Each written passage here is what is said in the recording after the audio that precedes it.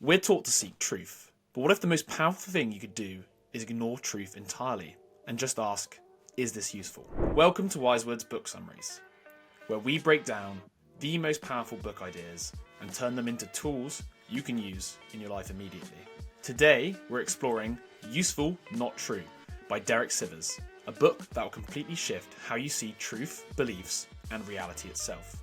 Sivers argues that we don't need absolute truth. We need useful perspectives. Instead of asking, is this true? Ask, does this belief help me become who I want to be? Now, this book is built on 5 big ideas that will challenge how you think. Number 1 is, almost nothing people say is universally true. Most statements are just perspectives and not facts. Number 2, your thoughts aren't necessarily true either.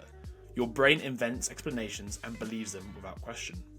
Number 3, ideas can be useful without being true. The best ideas aren't necessarily right, they just help you take action. Number 4, you can reframe any situation. So how you interpret events shapes your current reality. So choose perspectives that empower you. And then lastly, adopt viewpoints that serve you best right now.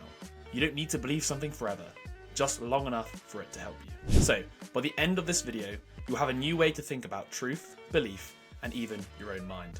Now, if you learned something valuable today, please like this video and subscribe. It helps us bring you more insights from books like this that challenge the way you see the world. So, let's dive in. Idea number 1. Almost nothing people say is true.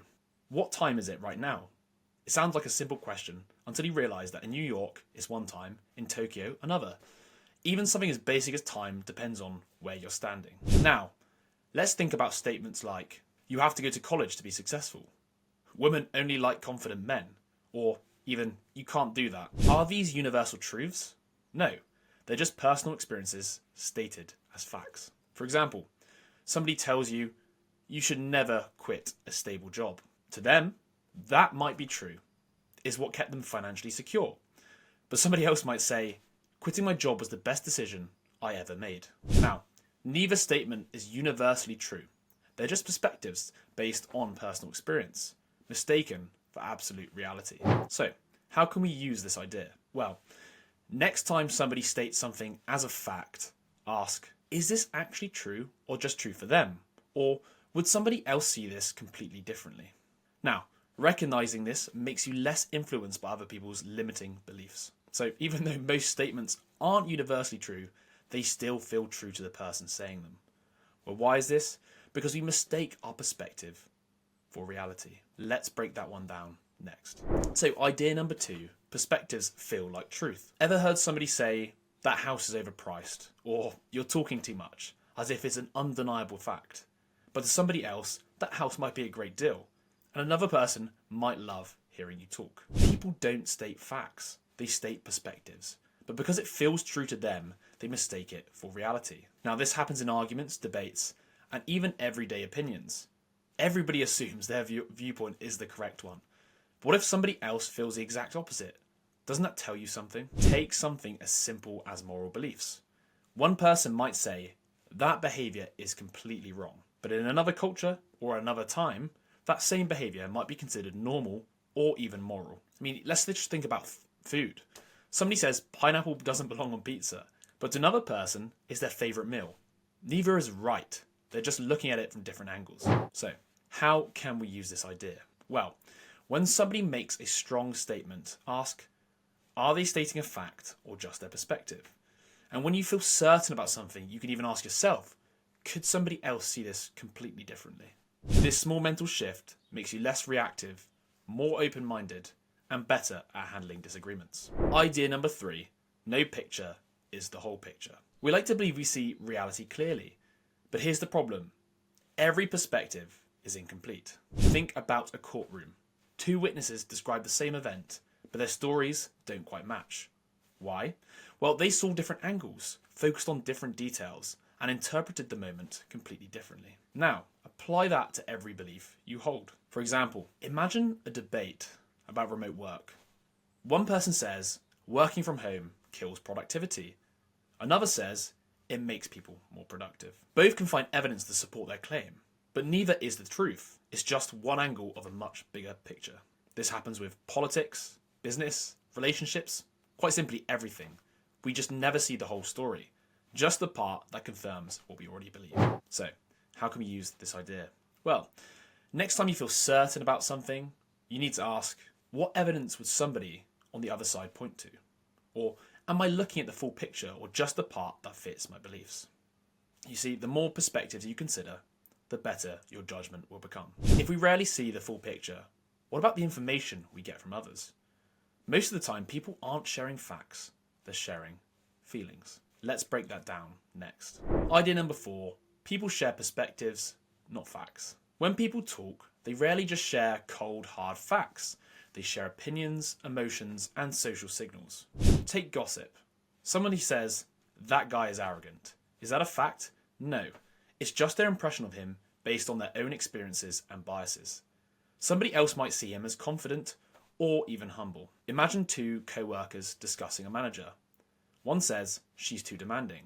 The other says, she has high standards. They're both describing the same person, but filtering reality through their own experiences. The first co-worker feels overwhelmed, so they call her demanding. The second sees growth as a challenge, so they view it as high standards. Neither is wrong, but neither is right either. They're just projecting their perspective. So, how can we use this idea? Well, when somebody makes a judgment, ask, is this an objective fact or an interpretation? And when you hear gossip or really strong opinions, ask, what does this reveal about the speaker's perspective? Seeing through this lens makes you less likely to take things at face value and much harder to manipulate. You see, if most of what people say is just their perspective, how do we begin to tell what's actually true then? Well, the key is to learning to separate facts from feelings. Let's unpack that now. Idea number 5, separate facts from feelings. We assume what people say is true, but often they're just expressing how they feel. Imagine a friend says, my mother abandoned me. That sounds like a fact until you actually ask what happened. Maybe his mother worked 2 jobs, so his grandmother raised him. The fact is that she was absent, but the feeling is abandonment. That's not to say both don't matter here, but confusing feelings with facts leads to misunderstanding. Somebody might say, that guy is so rude, but what actually happened? Maybe he didn't reply to a message. That's the fact. Calling him rude is an emotional interpretation. We do this all the time. Instead of stating what's happened, we attach meaning to it, often based on our emotions, not reality. So, how can we use this idea? Well, when someone shares an emotional statement, ask, what are the raw facts? And when you feel strongly about something, ask, am I reacting to the event or to the meaning I'm giving it? Separating facts from feelings makes you more level-headed, less reactive, and better at understanding people. If even our feelings aren't always facts, what about the rules we follow? Most of them aren't as rigid as we think. We're going to explore that next. Idea number 6. Rules are guidelines, not absolutes. Rules feel fixed, like laws of nature. But in reality, most of them were made up by people just like you. I mean, think about workplace rules. A group of managers sat in a meeting, made a decision, and now it's policy.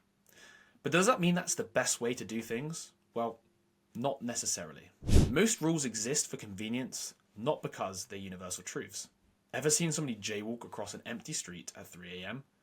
Technically speaking, in the US, they're breaking a rule, but does it actually matter? Or consider business rules. A company has a strict refund policy, but a smart employee might bend the rule to keep a loyal customer happy. You see, the best thinkers don't blindly follow rules. They understand their purpose and know when to challenge them. So, how can we use this idea? Well, instead of asking, what's the rule? Ask, what's the reason behind the rule? And if a rule is blocking you, ask, is there room to negotiate?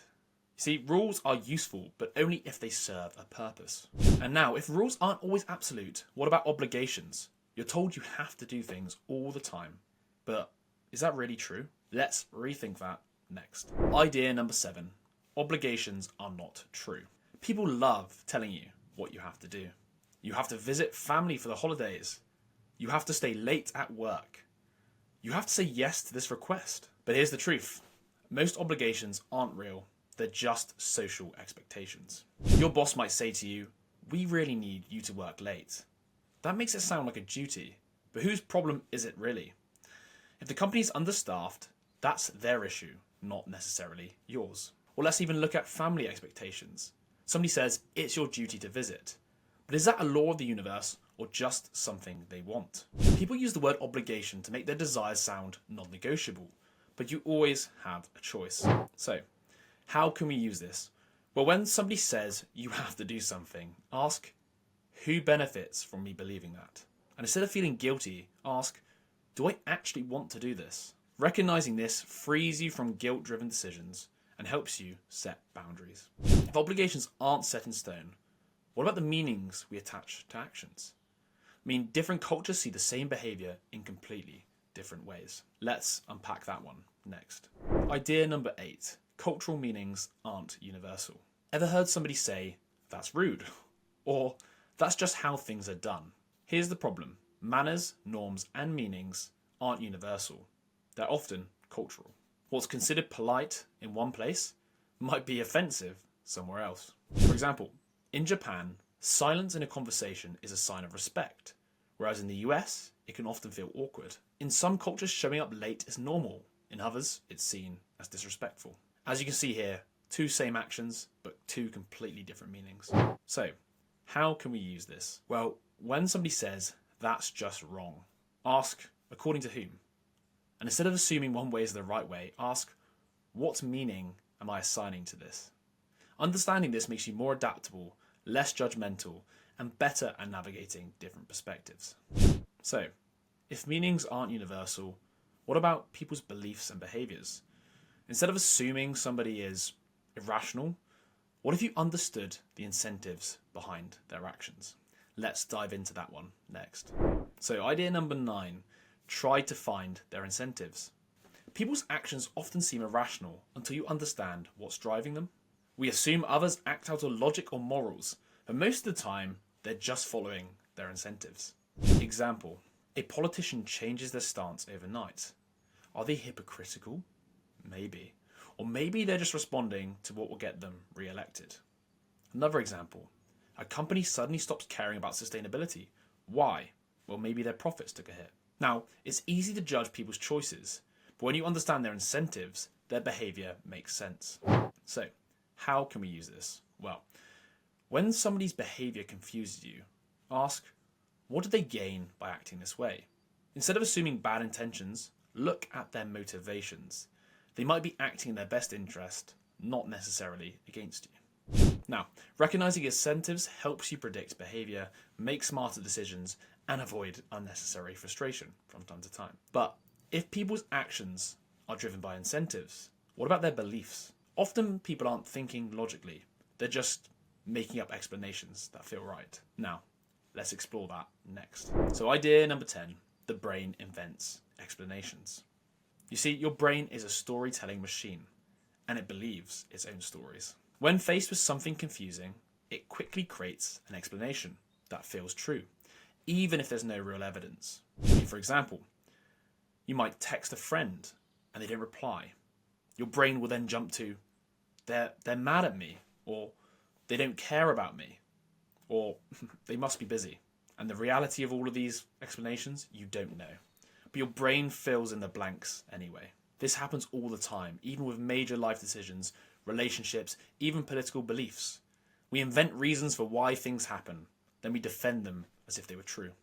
So, how can we use this?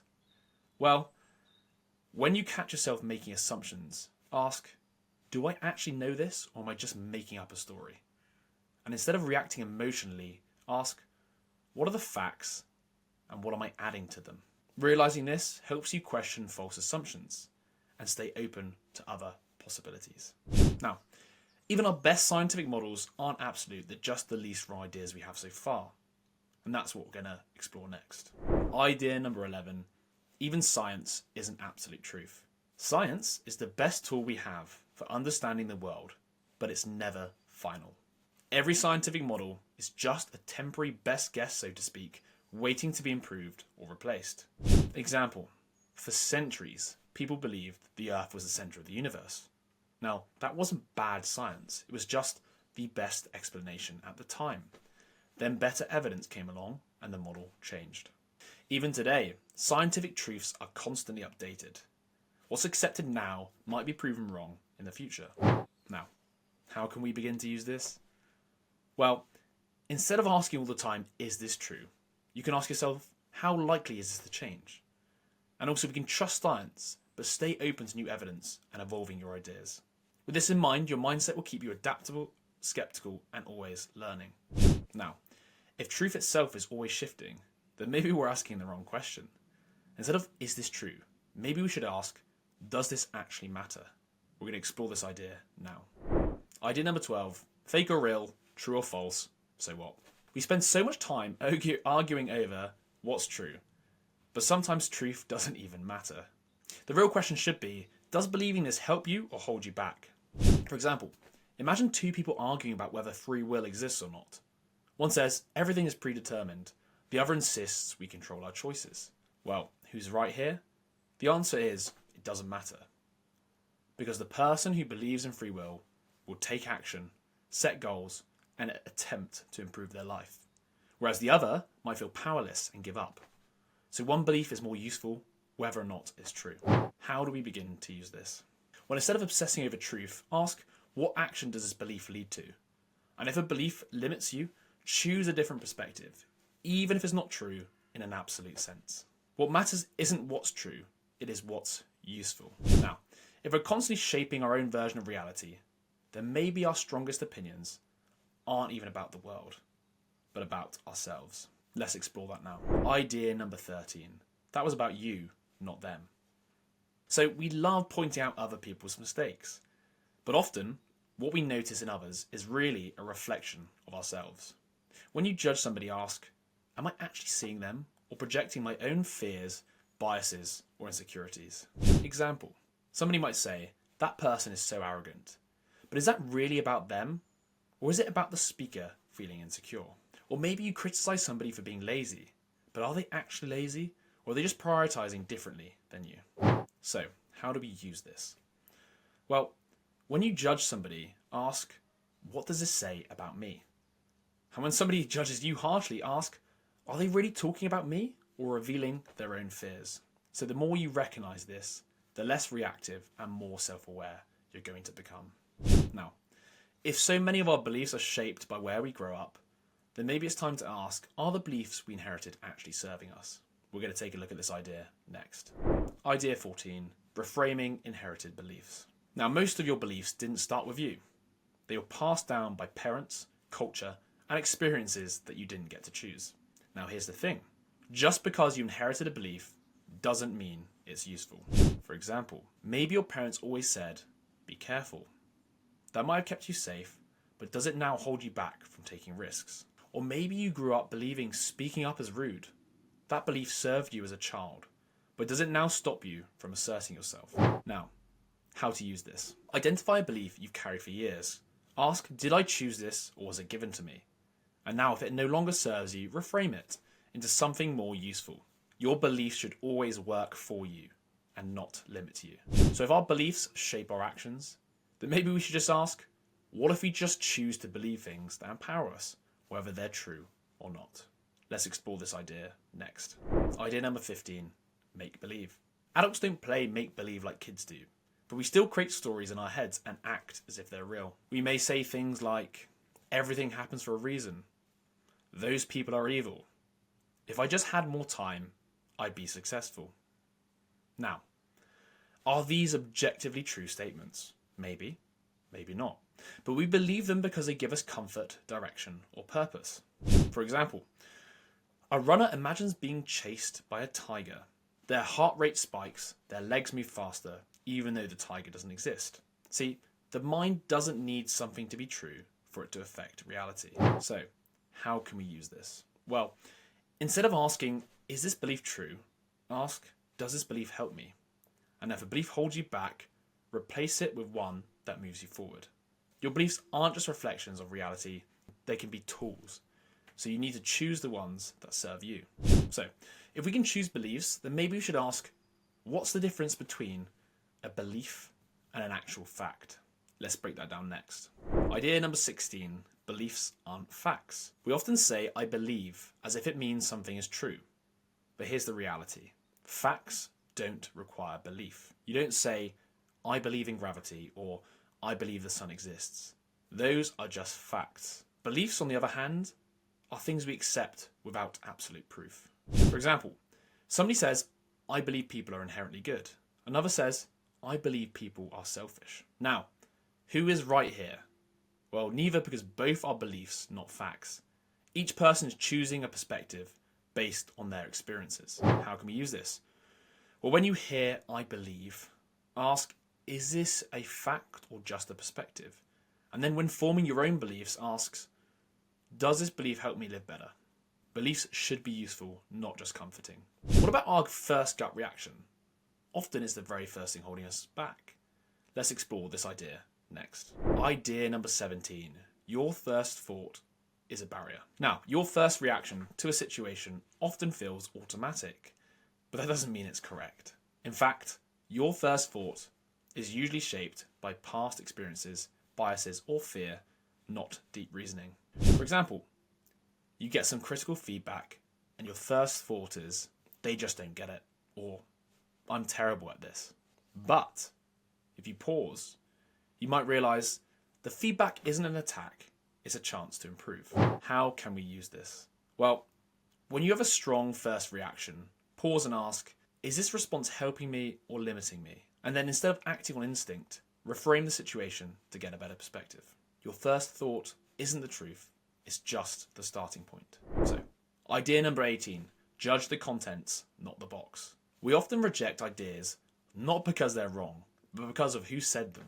We can often dismiss valuable insights just because we don't like the person sharing them. For example, imagine a politician that you really dislike and they say something smart. Well, then do you dismiss it outright or consider it on its own merits? Or think about a book written by somebody controversial. If the ideas are useful, does the author's reputation matter? So, how can we use this? When you instinctively reject an idea, ask, am I judging the idea or the source? And instead of asking who said this, ask, is this useful?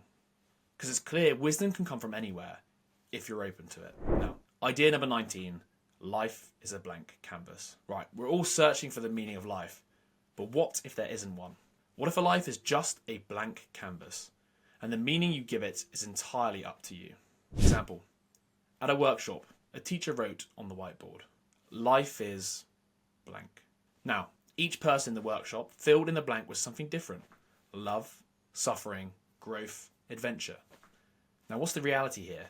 Well, there's no built-in answer. Life means whatever you decide it means. So, how can we use this? Well, instead of asking what's the meaning of life, ask what meaning do I want to create? And when facing challenges, ask how can I frame this in a way that serves me? You see, meaning isn't discovered, it's assigned. So, here are the final thoughts. Usefulness over truth. This entire book challenges one core idea. Truth doesn't matter as much as what's useful. So as you move forward with your life, you need to look at yourself and ask, does this belief move me forward or hold me back? Am I choosing perspectives that empower me? And what story am I creating for my own blank canvas? You see, the world isn't fixed. Your reality isn't set in stone. You get to decide how you see things.